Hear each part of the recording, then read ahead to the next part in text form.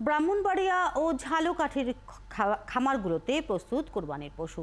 গোখাদ্যের দাম বাড়ায় গরুর দাম এবার বাড়বে।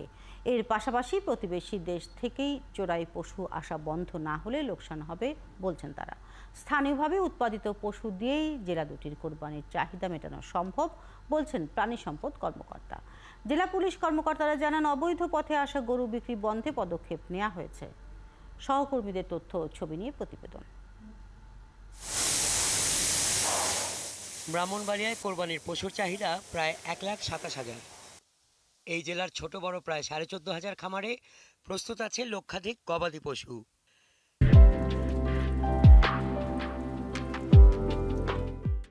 খামারিরা জানান, পশু খাদ্যের দাম বেড়ে যাওয়ায় এবার ক্রেতাদেরকেও গরুর জন্য বাড়তি দাম দিতে হবে। প্রতিবেশী দেশ থেকে গরু আসা বন্ধ না হলে লোকসানের মুখে পড়বেন তারা।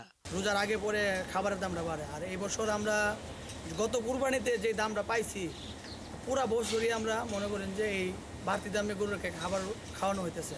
গুহার দাম বেশি কারণে বাজার তো প্রতি বছরে মার খায়। এবছর তো বাজার অবস্থা বুঝি চুকলাহের সবগুলির দাম বেশি। আমরা চাই একটু ন্যায্য দাম পাওয়ার জন্য, বাইরেতে যদি গরুগুলো আসে আমরা ন্যায্য দাম পাইতেছি না। স্থানীয় পশু দিয়ে জেলার কোরবানির চাহিদা পূরণ হবে বলছেন প্রাণী সম্পদ কর্মকর্তা। আর অবৈধ পথে আসা গরু বিক্রি বন্ধে সজাগ দৃষ্টি রয়েছে বলে জানান জেলার পুলিশ সুপার। কোরবানির পশুর কোনো ঘাটতি হবে না। আমরাও সচেতন আছি যে বাইরে থেকে যেন আমাদের কোনো পশু না আসে। শুরু থেকেই অত্যন্ত সজাগ আছি যাতে সীমান্ত দিয়ে অবৈধ পথে গরু এসে আমাদের ব্যবসায়ীদের ক্ষতিগ্রস্ত না করতে পারে।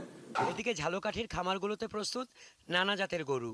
এখানেও পশু খাদ্যের মূল্য বৃদ্ধির কারণে কোরবানির জন্য প্রস্তুত করা গবাদি পশুর ন্যায্য মূল্য নিয়ে দুশ্চিন্তায় খামারিরা। এখানে 80,000 টাকা থেকে শুরু করে 2,20,000 টাকা পর্যন্ত গরু আছে। তাই এই গরুরে আমরা একমাত্র খেরকুডা, তারপর নিজেদের গাছ লাগানো আছে, এইগুলো খাওয়াই। কোনো ক্ষতিকর জিনিস কিছু খাওয়াই না। এখানেও স্থানীয়ভাবে প্রস্তুত পশু দিয়ে এবছর জেলার কোরবানির চাহিদা মেটানো সম্ভব বলছেন প্রাণী সম্পদ অফিসের কর্মকর্তা।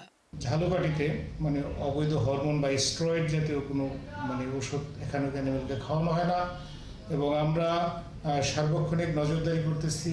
আমার জানা মতে এখানে 31,000 প্লাস কোরবানিযোগ্য পশু আছে।